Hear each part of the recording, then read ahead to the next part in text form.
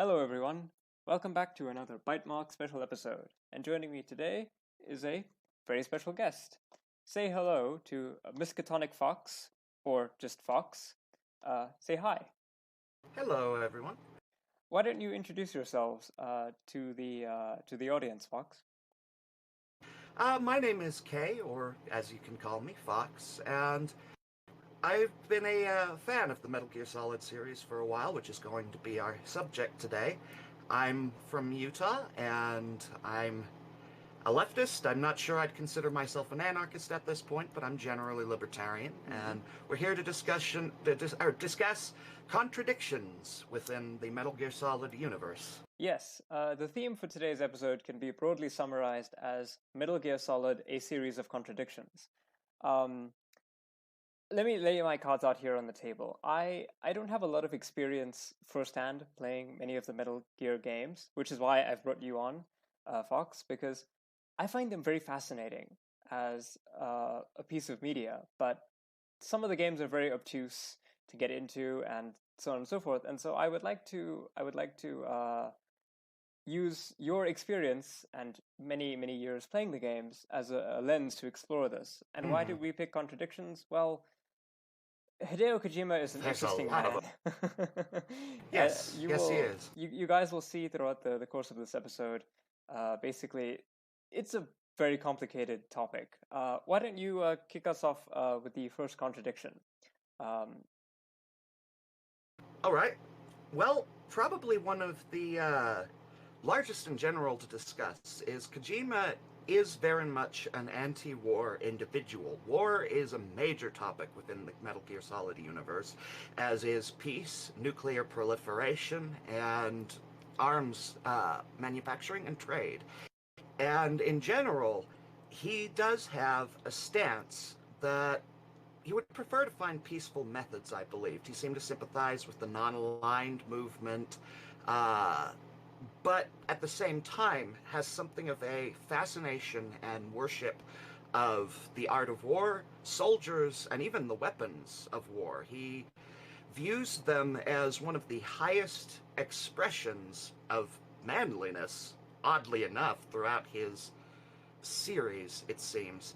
that's going to come He up later, actually. Yes, we will talk about that as well. But in general, the idea of being a soldier for peace and what that entails, how you can take such a stance and yet continue to fight and struggle for ideas you believe in or ideas you claim you don't hold, which is another part of that contradiction.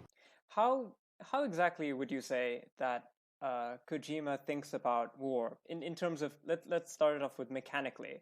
So are there resonant themes? I know he makes basically most of the Metal Gears are espionage style games. They're not out and out like first person shooters. Why do you think that is? Yeah, well, he likes to express his themes through gameplay, and typically you play the games stealthily. That is both, the intent of the game and also part of his message, using subterfuge and cleverness as a way to avoid conflict. The game will even sometimes punish you. There's a character in Metal Gear Solid 3. The more soldiers you kill, the longer you have to wade through his river of death. I I've every time I read about Kojima, it seems to me that he is very much interested in games as a replacement rather for movies. And I find that to be really interesting because a lot of what I see about Metal Gear makes it seem as if Kojima really wants to make a movie about the Cold War, about espionage, about stuff like that, but he can't do that, and so he makes this game. Do you think that's accurate? Yes, I would. He wanted to be a filmmaker from a fairly young age. He started off writing, sending in 400-page long short stories that were all rejected because they were too long for short stories. And then he started making 8mm films, and he was very much a latchkey kid. His father wasn't around. His father died at a young age, and that's important to another topic we'll discuss as well. Yeah, But he watched a lot of movies. I remember when I was doing some of the research. If I'm not mistaken, Kojima's father died when he was about 13, which is a very young age, to lose a parent. And he took that loss quite seriously. I also know that he was always trying to be a creative, but I think Japan at that time wasn't really exactly the most receptive place for the kind of creativity that I think Kojima was trying to bring out, and maybe that's why he latched onto movies. That's a part. That definitely is a part of it, and it was even today in Japan's societal norms. It's typically viewed as kind of pointless to go into the arts. It's not that they don't have a respect for it, but at the same time, they don't consider it a stable job, which is something that you're supposed to seek. You know, a safe job that you can use to continue your family life. Yeah, I did an episode a while back talking about South Korea and Parasite, and that seems to be very much a general theme of these hyper-capitalist Asian societies that are struggling with the system of capitalism. But we are getting a little bit off topic. Let's bring it back to Metal Gear. So how would you say? Well, let's deal with the elephant in the room. What exactly is a Metal Gear? Metal Gear is essentially a vertical tank or mech, you could just call it a mech, that was originally designed in order to replace the intercontinental ballistic missile, essentially a weapon system that could send nuclear missiles anywhere. And I've always been fascinated by mechs, but the Metal Gears aren't really. They're not very traditional to Japanese or Asian styles of sort of mech design. It's not as if a Metal Gear is mostly a humanoid figure that's commanded by like a guy who's in the vein of like something like what's it Gundam. No, the Metal Gears are very almost unnatural, almost alien in a way. I've seen some of their designs; they look very unusual. Yeah, they their designs are kind of odd, but when I use the term vertical tank or walking tank, that's a term they use in the game Hmm. itself, and that's kind of what I think informed their design because they have a very militaristic design to them that you don't see as much in other mechs. Although are some exceptions, like the ones in Metal Gear Solid 2 and then Metal Gear Solid 5. The Philanthropist is very kind of like a traditional mech, like a humanoid body. And the one in Metal Gear Solid 2 is much more alien and strange. Are They even kind of seem to have a bioorganic sense. Anyway, are the are the mechs a metaphor for maybe nuclear annihilation, or is that a little bit? yes, Hmm. that is more or less what they could be brought down to. Throughout the series, he brings up the topic of nuclear proliferation. That's a major theme in Metal Gear 2 and the original Metal Gear Solid in particular. But in Metal Gear Solid, to use that example, the they talk about how the Cold War, didn't really end with the falling of the Soviet Union, that it just sort of went underground, and they were trying to find a way to clandestinely create a new Metal Gear to essentially sell it on a black market. Yeah. I think Japan is one of the places where, uniquely, having been the only country in the world to ever been nuked in war, they've always developed I think something of a fear fascination with nuclear weapons and nuclear annihilation. I think it's really interesting then that the stand-in for nuclear annihilation is a mech. Because in one way, to talk about a contradiction, in one way, a mech is generally speaking something that the average soldier with a rifle is really not going to be able to deal with. But on the other hand, the mech is a personable enemy, right? You can face it, you can fight it, you can defeat it. You can't really defeat a nuclear bomb, once it's detonated. And I find that to be really Hmm. interesting. Yeah, they seem to personify it in a sense, which is actually common in a lot of media that represents the nuclear bomb. I mean, Godzilla Hmm. originally was like that. They tend to personify it in some way. And one of the things that you have to talk about is that if you are going to personify the enemy, then maybe you can defeat the enemy. But that's not really a theme of Metal Gear, is it? It seems like with with all of the games that get made, and there are very many games, it seems like you can never really get rid of the the threat of Metal Gear. Would you say that's correct? Yes, although that does sort of change by the end of Metal Gear Solid 4, which, more or less signifies the end of war. But one of the things with Metal Gear, and speaking of contradictions, is in regards to Big Boss and his philosophy, the idea of creating a homeland for soldiers that has no loyalty to any nation, and that's when he started creating the Metal Gear that's used in the original Metal Gear. So, well, it was. Who is Big Boss? Big Boss is, in the universe of Metal Gear Solid, is a legendary soldier. His original... I actually can't remember his original name. I had it written down earlier. But his original name doesn't necessarily matter. His exploits are shown throughout the series. Originally, he was just a villain in Metal Gear 1 and Metal Gear 2, but they later expanded more upon that, particularly in Metal Gear Solid 3, which was a prequel that told his story, how he was an elite US operative, and eventually he was betrayed by his country, and somebody that he loved dearly and who more or less taught him everything was also betrayed by the US, and he becomes sort of an individualist who tries to live out the will of the boss, who was the woman who trained him, and together they created close quarters combat. That's actually canon. They're the ones who invented that. That's actually pretty funny. Yeah.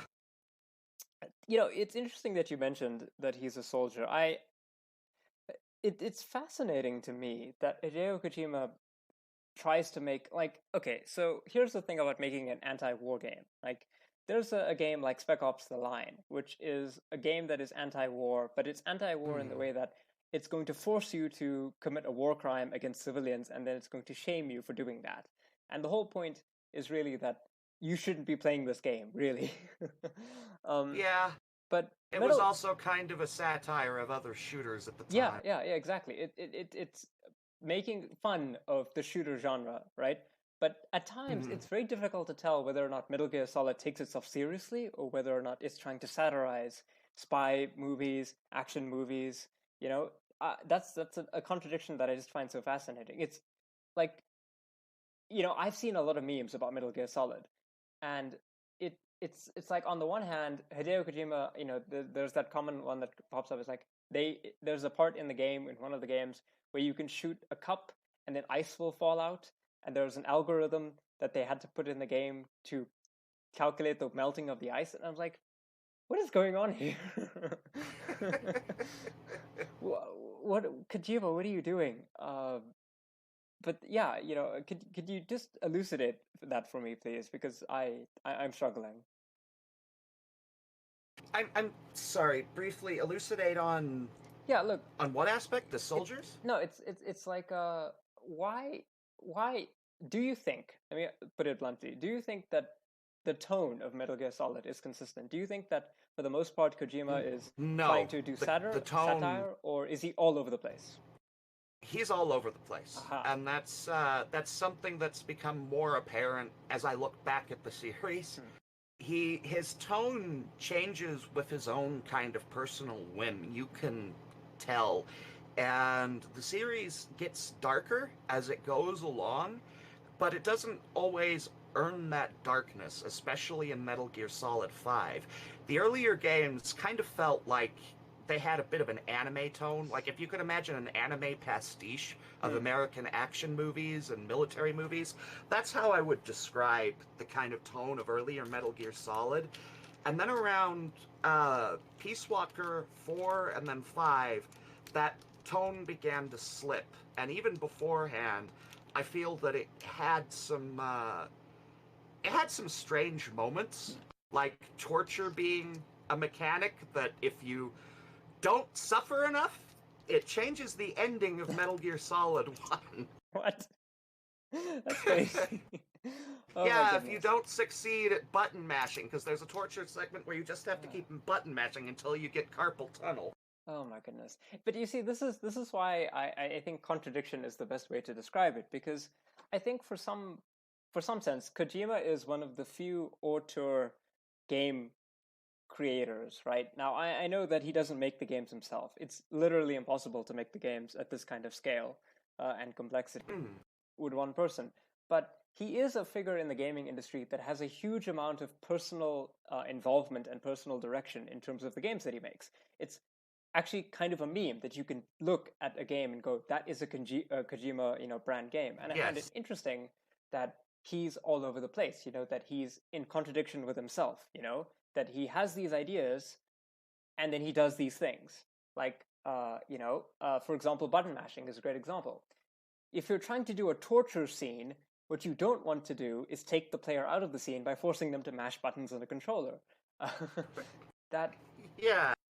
And that's a recurring thing in the series, actually. There's a torture scene in Metal Gear Solid 1, Metal Gear Solid 2, Metal Gear Solid 3, although he also has a bad habit of being repetitive. This is another meme I'm sure you've seen people play on, particularly in dialogue, where discussions with Solid Snake, it's like, the people will be giving this exposition, and they'll say, we have this Metal Gear, and it's going to, attack a town. Metal Gear, huh? Yeah, I've seen a couple of those. Solid Yeah. Snake has the conversational gumption of a let's say a chewed up piece of gum stuck on the underside of a table.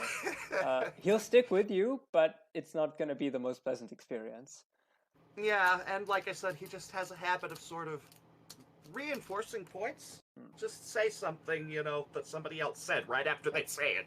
I, again, we have to keep coming back to this because it's impossible not to. Mhm. Do you think that he does this just because he wants to make movies, but he can't?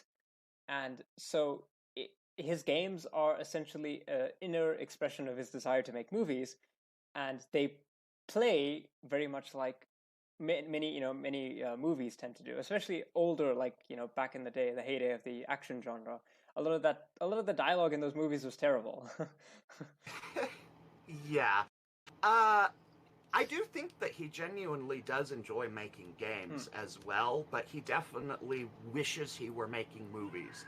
That's definitely something he aspires to much more, but to be honest, in my opinion, he's much more at home at designing the games. Hmm. He's better as a game designer, in my opinion.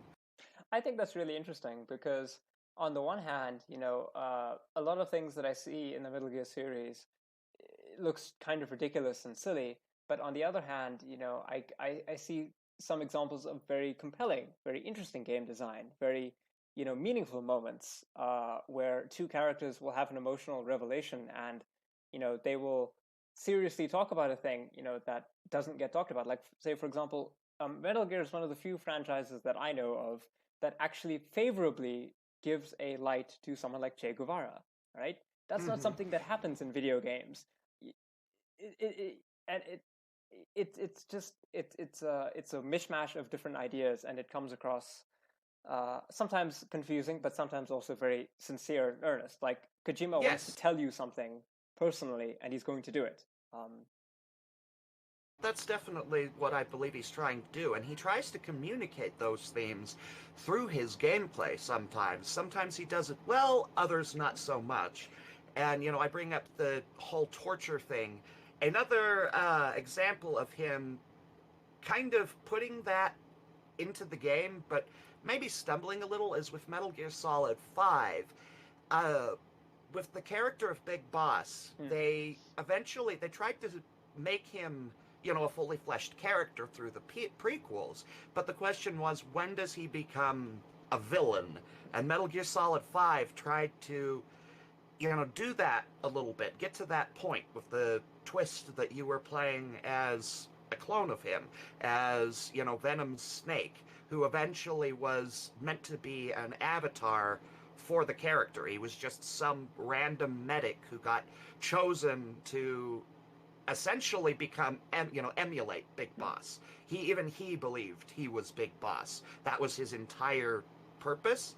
And in the game, you can buy steal nuclear weapons and sell them as well. And the more nuclear weapons you get, the more nuclear weapons you sell, you'll start to grow horns. It will explicitly call your character evil.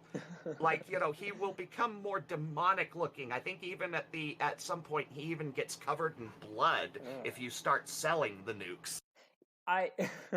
That's really interesting. And that is, we are going to cover that a bit later, but I wanted to circle back to something that, I think is also important to talk about, and that is Kojima and patriarchy. Mm-hmm. So, I don't know if there is a feminist reading of Metal Gear Solid that is really complete, because the entire series is fairly expansive, and of course, not exactly an entirely coherent piece of work. But I would like, you to run me down some of what is the contradiction at heart, in terms of Kojima and patriarchy. What is at play here? Well, if we're using the term patriarchy in, feminist terms, the issue there, I don't know if he really knows that much about feminism. It's not as big a thing in Japan. I mean, there are Japanese feminists, there absolutely are. But he's never really expressed much of an interest in that. And his female characters are interesting because in some ways you could almost make them interchangeable with the males. They are equal on a lot of levels, and a lot of them are very talented soldiers, some of them legends in their own right. But the boss, right? They're often, the boss is an example. Well, even Meryl, Sniper Wolf, the Beauty and Beast Corps, Fortune from Metal Gear Solid 2. There's a lot of examples there. But at the same time, he definitely does sexualize them, and he tends to code them in ways that kind of represent traditional gender values, and he does the same for men as well. One of the reasons why I bring this up is, of course, the elephant in the room, or the scantily clad elephant in the room, and that is Quiet from Metal Gear Solid 5. I don't know, I didn't know much about Metal Gear, but even I know that her design, for the viewers at home, Quiet is a woman, a sniper, a soldier, but she wears basically no clothing except for like fishnets and a bikini. And the game gives you a reason for why that is, like a really rubbish reason, which involves that she has to breathe through her skin. Yes, she breathes through her skin. She also barely talks throughout the whole thing, and the reason for that is a little flimsy too. I mean, they tie it into the fact that she was tested on using a parasite that the villain Skullface wanted to use to essentially erase the English language. Oh my goodness. Metal Gear Solid 5 story is not Kojima's best.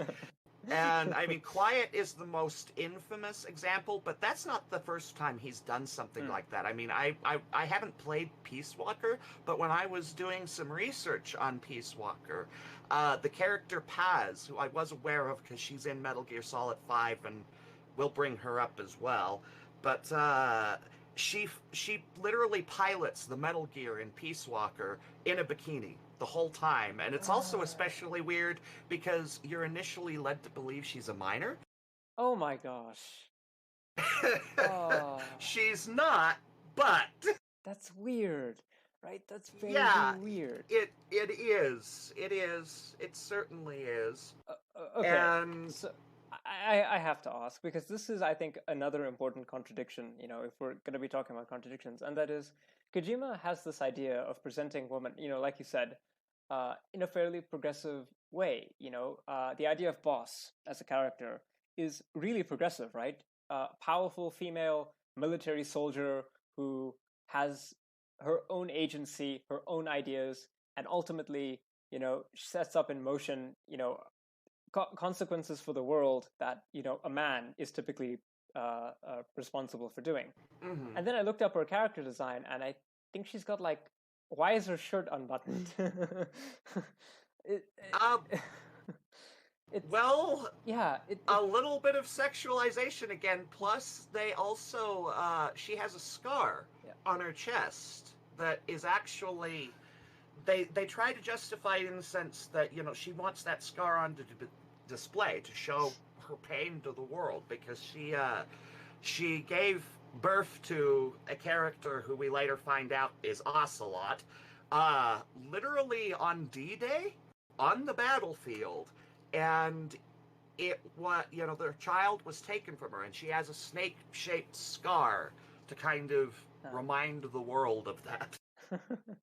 Yeah, if people aren't already confused about Kojima, I'm not sure if we're gonna really clear it up here. But the thing is, what is contradictory, and I have some ideas about why that is. On the one hand, we talk that Kojima is heavily influenced by film. The films that he's most influenced by are not exactly great representations for women. Action movies back in the day, women had minor roles. They were sexualized. They were really trivialized in a lot of ways. And I have to wonder if Kojima's attitudes towards women, he feels this desire to include them, right? Because I think he wants to tell a story that's different. He wants to tell, an authentic story. But on the other hand, I don't know if he can necessarily escape from, maybe like the atmospheric social norms of the time and himself and Japan. I don't know if that's necessarily the case, that he's trying to do this, but on the other hand, he maybe just can't help himself. Would you say that's accurate? Yeah, I would say that's very accurate. That seems to be very much what he's trying to do, and he seems very bound, in a way, by those traditional gender roles, even if he wants to buck the trend to some degree. I mean, he even wants to buck it with the men to some extent as well, since he loves, it is encouraged not to be violent, not to solve your problems with violence. That's wrong. Big Boss is condemned for that. And I even mentioned the character of Liquid Snake, who is very toxic masculine from the very moment you meet him both in Metal Gear Solid 1 and in Metal Gear Solid 5, when you meet him as a child, as he wants to be a warlord as well.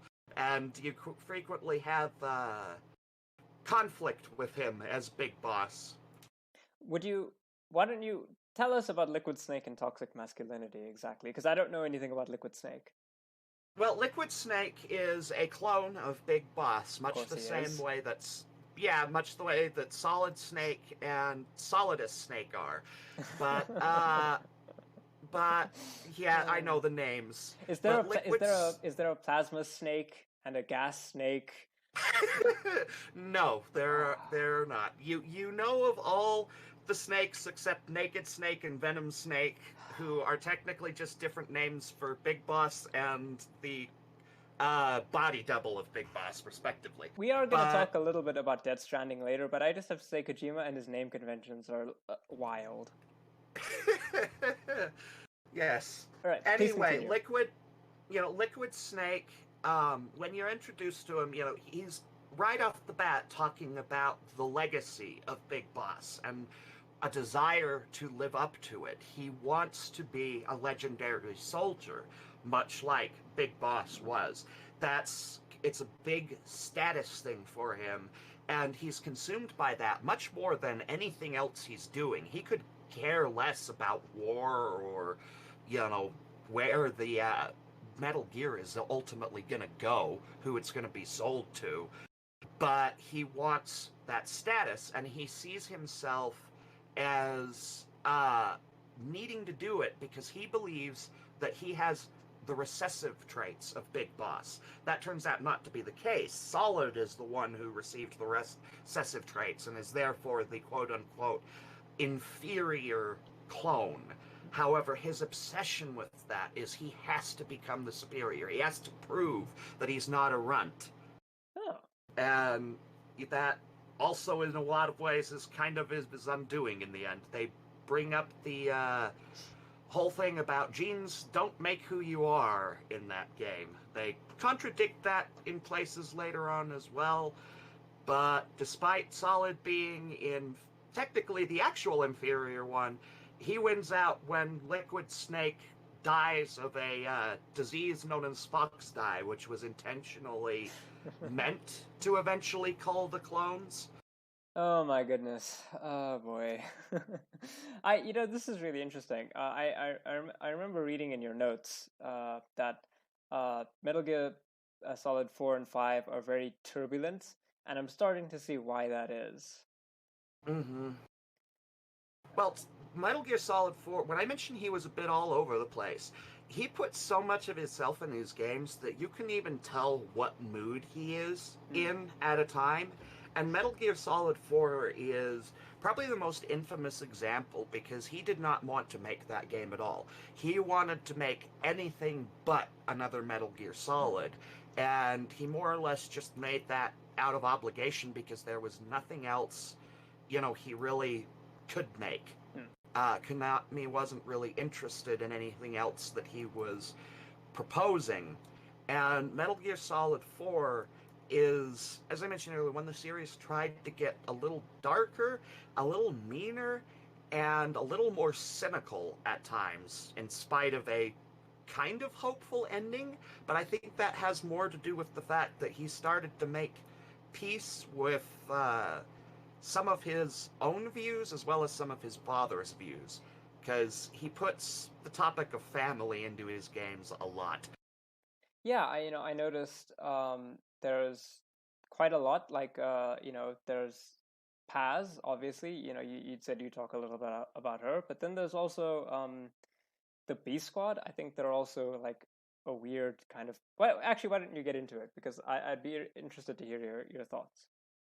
The Beauty and Beast Squad were in each kind of Metal Gear game. There's always some special force group that you have to contend with throughout the game, and they're that for Metal Gear Solid 4, and each of them are women who have a military background of some kind, that or they were affected by war and imperialism, either or, and they they're essentially trapped in these machine-esque bodies that are literally draw power from their PTSD. Oh my gosh. Yes, and each of them has some traumatic background that is what gave them their emotion. Like there's Laughing Octopus, who was forced to torture several people she knew, and learned that it was like supposedly a funny thing. The people that would torture and force her to torture would laugh, and so she started laughing. That sort of thing. That's the general kind of theme they do with them. Is they're all bound by their emotion and their trauma.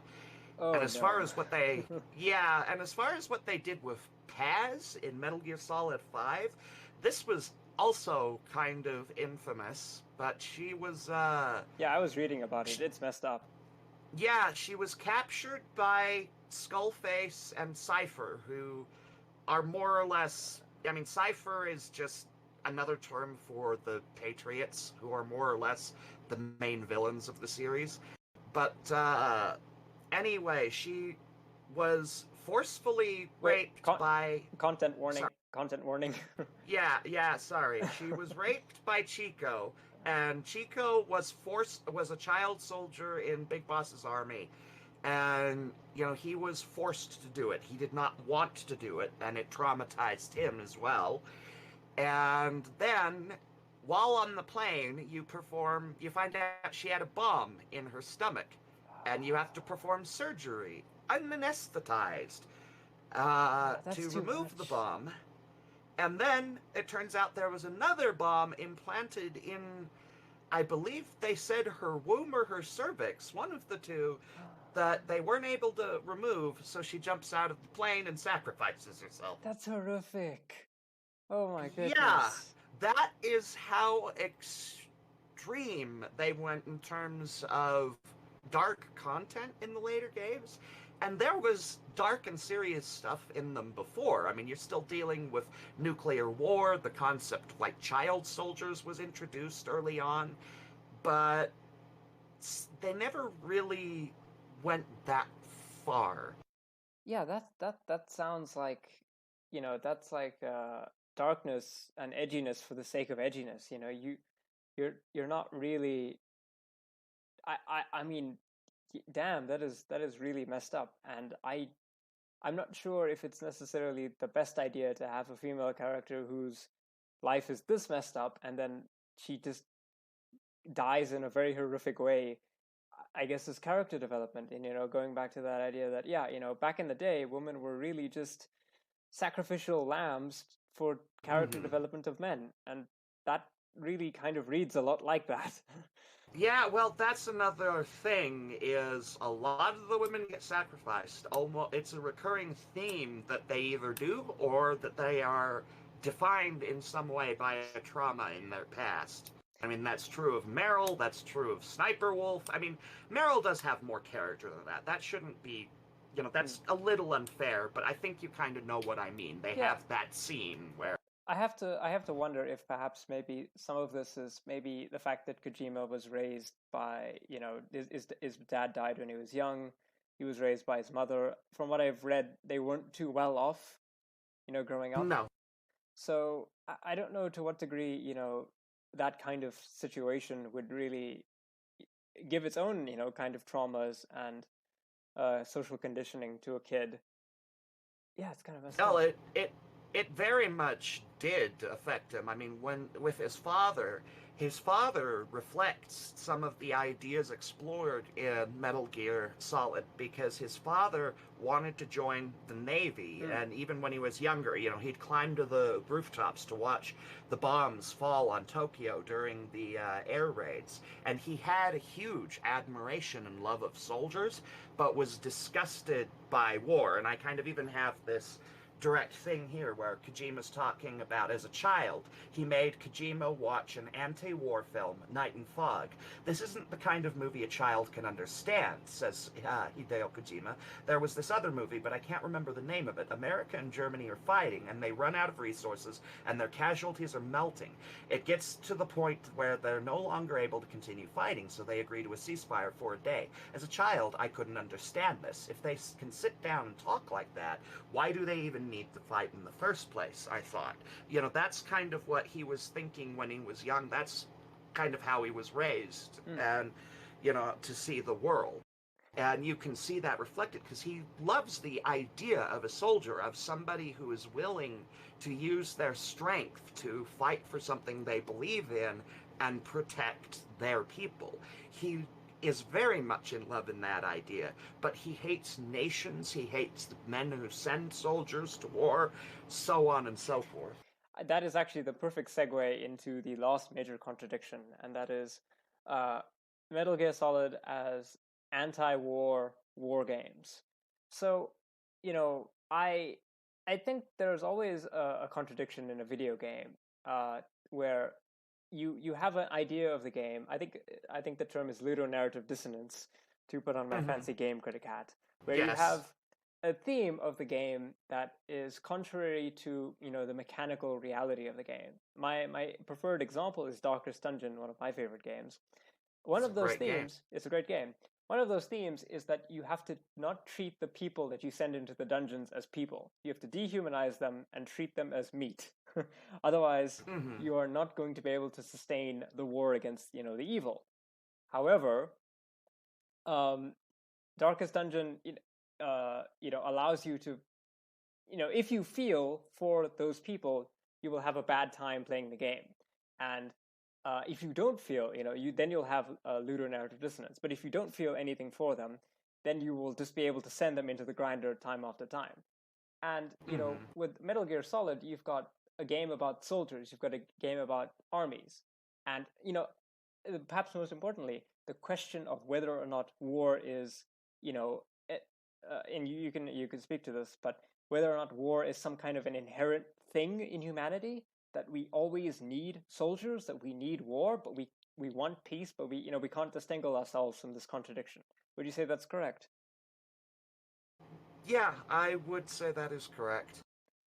He tries to solve that a little bit in Metal Gear Solid 4, because with the character of Big Boss, you get the twist that Big Boss was still alive. I'm not sure how he survived being more or less immolated in Metal Gear 2, It but doesn't matter. it's nanomachines. Nanomachines are magic in Metal Yeah, Gear pretty Solid. much. That's basically all you need to know.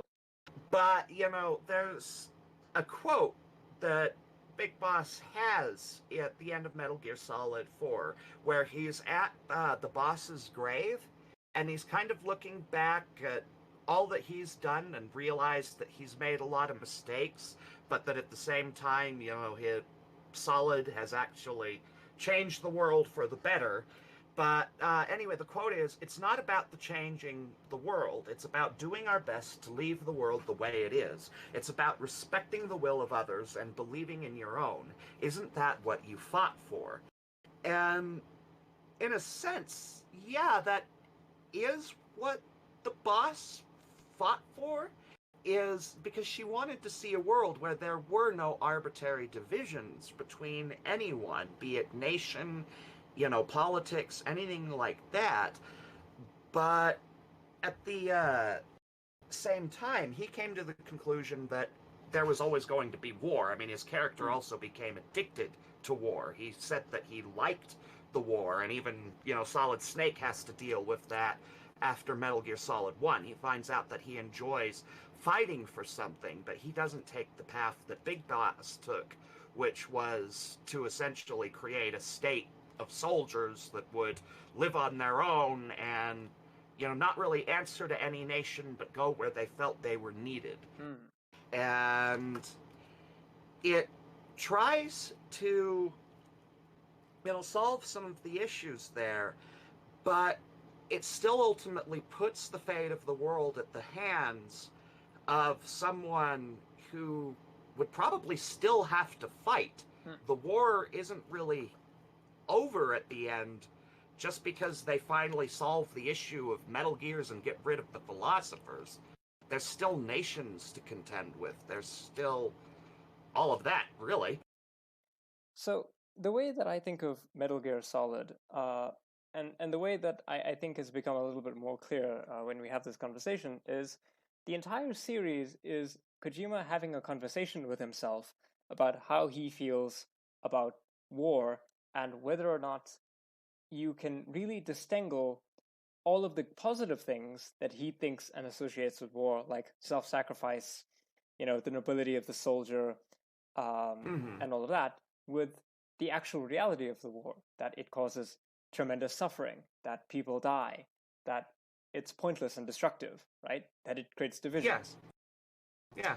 And I don't feel as if he has an answer to this question, because it feels as if, at least by the time of Metal Gear Solid 5, the characters that he's developed, the characters that we have shown, in the series, are increasingly turning to measures that in earlier games, like you said, you can sell nukes, and yeah, sure, the game will, chastise you for it, but it still allows you to sell nukes. It's how do you feel about that?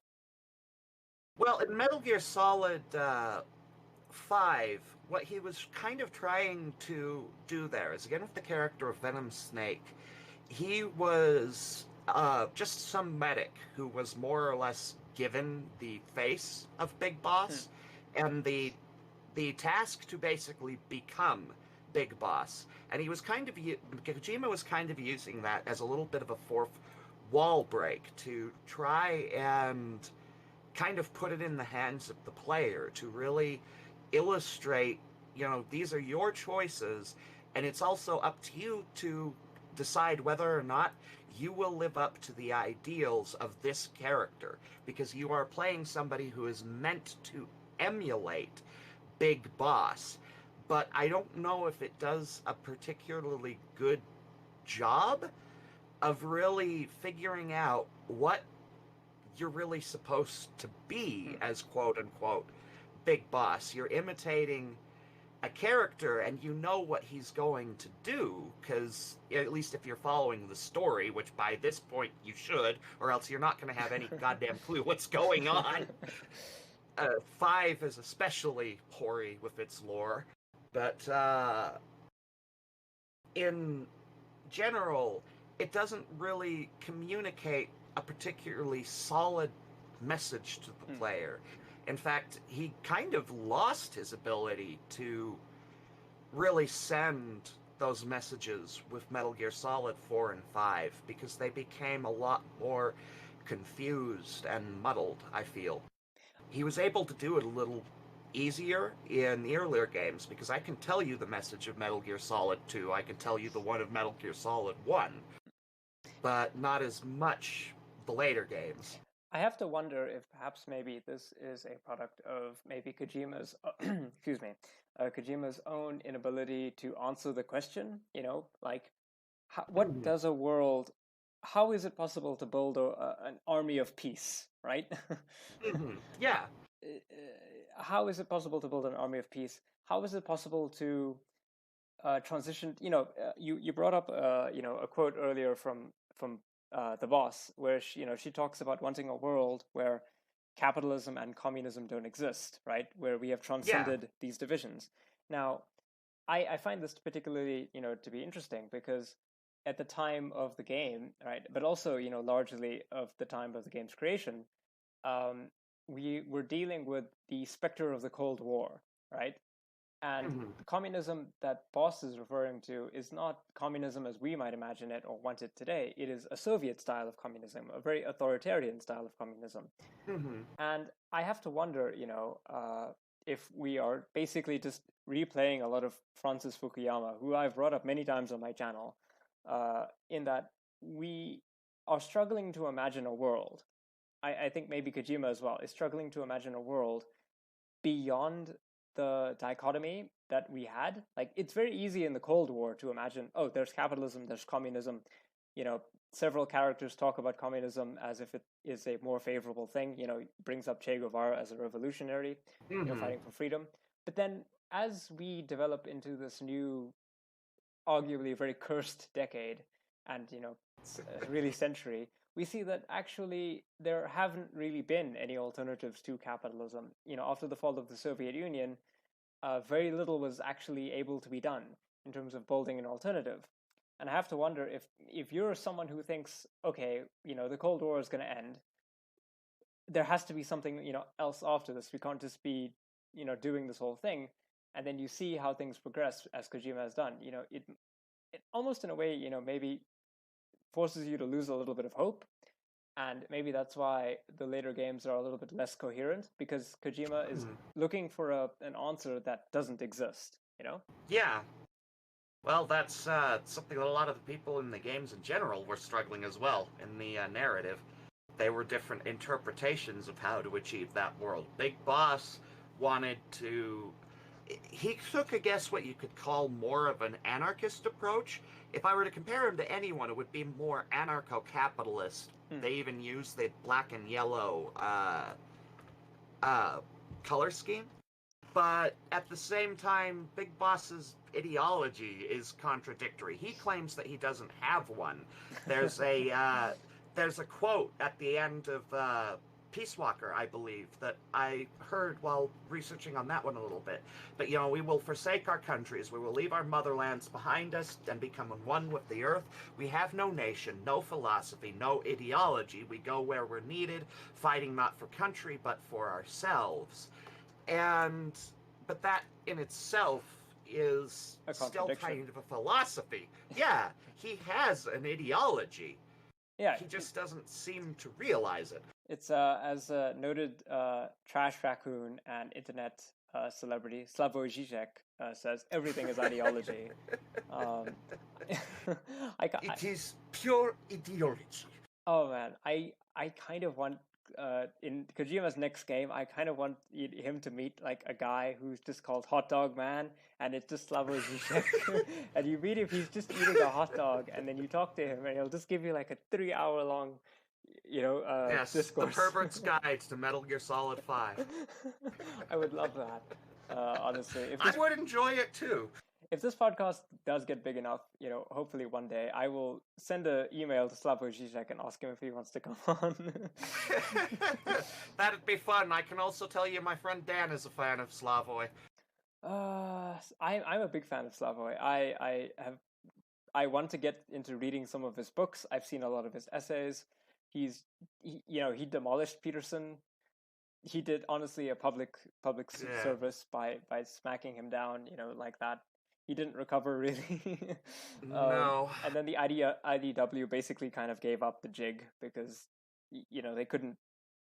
But anyway, we're getting. But to get back a little on topic, and Big Boss was largely opposed by the Patriots, the remains of the philosophers who were originally created actually to stop war. They were created after World War I as sort of a unified power between the kind of newborn Soviet Union, America, and China to try and prevent anything like the Great War ever happening again. So they put away a lot of money that would hopefully fund something that could stop that if it were the case. But later on, the people who replaced the original philosophers, the Patriots, they had different factions. Big Boss split off, and then there was Major Zero, who saw basically total control of the world. That would be the way to demolish the boundaries, essentially a one-world state.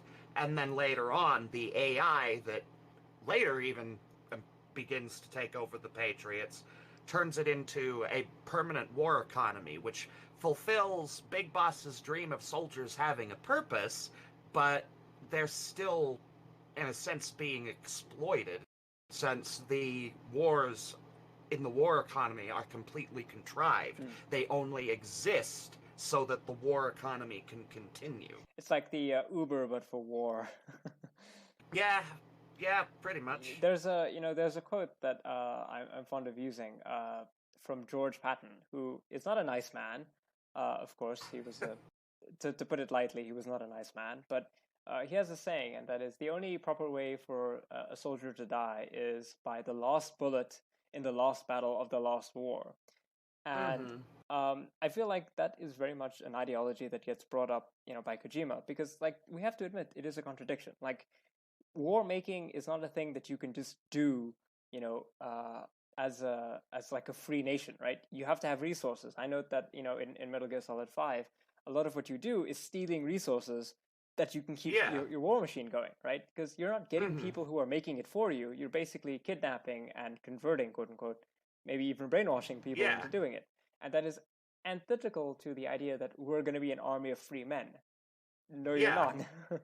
As well as the child soldiers who frequently show up throughout the rest of the Metal Gear series as basically broken people who from birth were raised to know nothing but war and often become addicted to war. Yeah, exactly. I often think of it as war as a symptom of a dysfunctional society, right? But it nevertheless precipitates from a society. The idea that Big Boss can somehow build a nation state that is not a nation state that can continue to do war, in this way is ridiculous, right? Because the nation has to continue. You have to produce the structures. You have to reproduce the structures of the nation state if you want to continue to wage war in the kind of way that you do. Big Metal Gear Solid is not a game where people run around stabbing each other with rocks and sticks. They fight each other with guns and tanks and things like that. And it's just not sustainable. But also one other thing that I want to mention is that I feel it's really weird, and you have to, as the expert here, you have to really. I feel it's really weird that Kojima has these ideas. He talks about nanomachines, he talks about AI, he talks about fictional walking tank robots, but he never really does a thorough examination as to, maybe a more a less Soviet style of socialism that could, achieve world peace. Because I can't imagine the kind of world that maybe you and I believe in, a libertarian socialist world, more or less. Maybe there are states, maybe there aren't, but there aren't any reasons to engage in warfare, large scale, because there are there's cooperation between people. There are no handful of individuals who are in charge of everyone. There's no competition for resources because there aren't really markets in that way. I don't know. Because it doesn't seem to me that Kojima has really explored that idea as a way of, No. Why do you think that is? He doesn't oddly enough, he doesn't really seem that interested in discussing the actual ideology at all. He doesn't even really discuss capitalism all that much. I mean, you can tell that he's not super fond of it, but they only really ever talk about like black markets and arms race type stuff. They don't talk about any of the effects that capitalism has on an individual. Perhaps on a soldier they do, but not as much, an everyday person. Yeah, It's not really something he talks about in detail. it's weird that he spends all this time talking about soldiers, agonizing about soldiers, etc., etc. But for all of this interest, for all of this stuff, he talks about Che Guevara. He'll talk about imperialism. You mentioned talking that virus, the English language virus, maybe as a commentary on imperialism. But it does sometimes feel very superficial. It does sometimes feel very surface level, because if you just start peeling back the layers, right, you'll get to a deeper analysis of why nations go to war, what the purpose of soldiers is in war. I find it weird that for someone who talks so much about soldiers, he doesn't really talk, about why people become soldiers. Like in America, the majority of the armed forces are poor people who join up because the army is a job. And also, you get a lot more benefits. You get healthcare, you get education, you get all the things that America should be providing to its citizens, to its soldiers. And he doesn't really, make this kind of commentary. No, he doesn't really. It's focused a lot more. When I mentioned that, the theme of family is very important to Metal Gear Solid, that largely is what he is trying to discuss. He's trying to look at the worldview that his father left with him, and he does it through a very kind of nostalgic, idealistic lens. I think it's almost impossible, to really disentangle that, because it is a very, Kojima was born into an ideological position, I think, of contradictions, where you've got a father who is pro-military, but you've got a country that was devastated by war, and it's difficult it's difficult for a lot of people to just live their daily lives, but it must be very difficult for someone to also lose his father. I have a feeling that if Kojima's father had lived long enough, I think Kojima would have come to realize that his father maybe wasn't as idealistically representative, but because he lost his father so young, maybe that's why he built this idealization of him. Whereas generally speaking, if you live long enough to see your parents as people, you tend to realize actually they also have flaws. They're also, generally speaking, as flawed as you are. But we are almost running out of time. I do want to cover one last thing before we go, and that is Death Stranding, just a little bit briefly. And the reason why I want to do that is because that is Kojima Unchained. We've mentioned earlier that Kojima has a problematic relationship with Konami. They were forcing him to make games he didn't want to make, and arguably they were destroying his creative process. Metal Gear Survive was a mess. Because the company's relentless desire to pursue profits over actually making a good game ended up, destroying and hollowing out the series. But Death Stranding is a game that Kojima made, and he has very much total control of it in a way, right? It was his game. It was his thing. And it's a very interesting game, but it's also a very weird game. How do you think Death Stranding bodes for maybe the future of Kojima? What do you think? Do you think it's a good sign or a bad sign? It's a little difficult to tell. He's got a lot more cinematics in it than he did Metal Gear Solid 5, so he's got his chance to put in a lot more movies, and he also falls back to a lot of his bad habits. I mentioned earlier that I feel he's a better game designer than necessarily a storyteller or even a movie maker, and Death Stranding very much represents that, because Death Stranding's gameplay, I think, represents its themes and ideas beautifully. I actually rather like the game of Death Stranding. I get why it's not for everyone, but it's kind of an elucidation on ideas that he had in Metal Gear Solid 2 regarding social media and how it divides us. And this is probably the topic he most went into, the political topic he most examined in both Metal Gear Solid 2 and Death Stranding, and in a very forward-thinking way, enough to be in its own episode. Yeah, but I look very favorably on Death Stranding because I think it's a very weird game, but I'm a big fan of weird games. I like ideas that are different and strange, and same. Death Stranding is a game about connection. It's a game about people, about human beings, human society, and it does this primarily by being a mailman who, unironically, is named Sam Porter Bridges.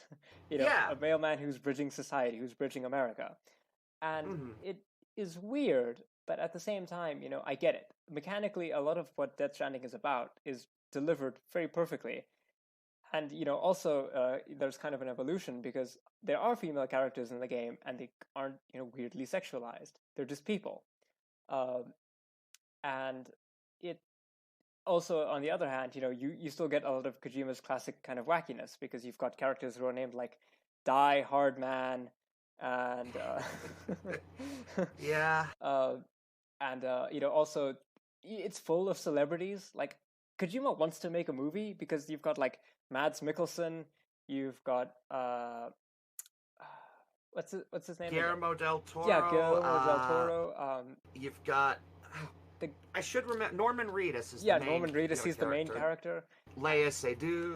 Yeah, you've got this is all the people that Hideo Kojima probably would want to make in a movie, and it's like, dude, do you just want to make a movie? But yeah, and he's going to. Apparently, his studio's going to make movies. We'll see how that works out. I think he's got issues as a director in that regard. Mostly that he's wordy and repetitive. I think Kojima's the thing that I think saves Kojima as a video game designer from the medium of video games is that video games allow you a degree of slack in terms of your storytelling, because a lot of it is interactive, because of a lot of it depends on you. You can actually make up for a lot of bad storytelling because you are the player who's living the story. Whereas I feel if you just make a movie, you have to actually have very good storytelling because you don't have that crutch, in a way. And of course, Death Stranding could be its own episode. Definitely. But we are running out of time here. But I've really enjoyed this conversation. I thought it was very enlightening to look at some of the contradictions of Metal Gear Solid. Obviously, we haven't touched on all of them. It's a massive series. It's a massive undertaking. So in the time we have left, why don't you, if you want to shout out any of your projects, any of your social media, please feel free to do that.